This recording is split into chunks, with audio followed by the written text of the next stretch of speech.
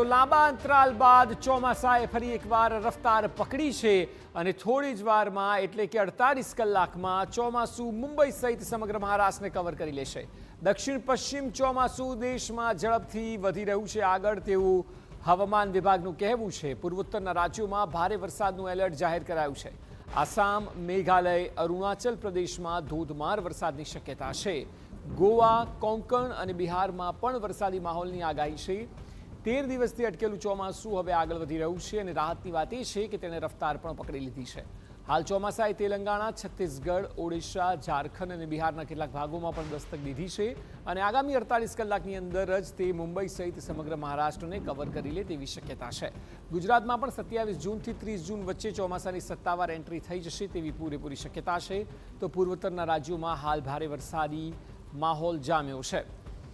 આગામી 28 જૂન સુધી ધોધમાર વરસાદની શક્યતાએ આસામ, મેઘાલય, અરુણાચલ પ્રદેશમાં હવામાન વિભાગ દ્વારા એલર્ટ જાહેર કરવામાં આવ્યું છે.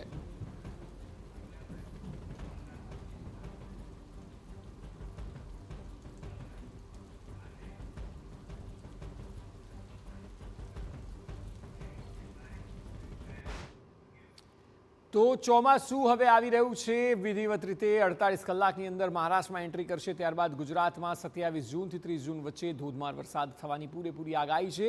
જોકે આપને બિગ વોલ પર વધુ સારી રીતે સમજાવીએ કે આગામી સમયમાં સિઝન કેવી રહી શકે છે, શું આગાહી કરવામાં આવી છે.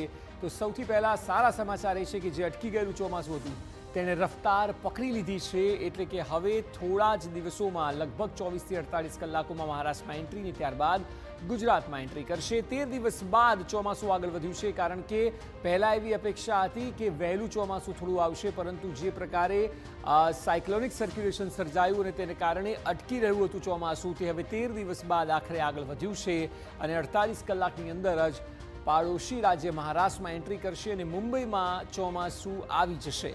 મુંબઈ બાદ સીધું ગુજરાત તરફ ચોમાસું દેખાશે, જેમાં 27થી 30 જૂનમાં ગુજરાતમાં ચોમાસું દસ્તક આપશે. એટલે જેની રાહ જોવાઈ રહી હતી તે તારીખ 27થી 30 જૂનની આગાહી કરવામાં આવી છે કે જ્યારે ગુજરાતમાં ચોમાસું એન્ટ્રી કરશે અને લોકોને તથા સામાન્ય લોકોને ગરમીથી રાહત મળશે અને ખેડૂતોને ખાસ કરીને વરસાદની જે રાહ જોઈને બેઠા છે, ખેતીલાયક વરસાદ થાય તેવી આશા તેઓ રાખી રહ્યા છે.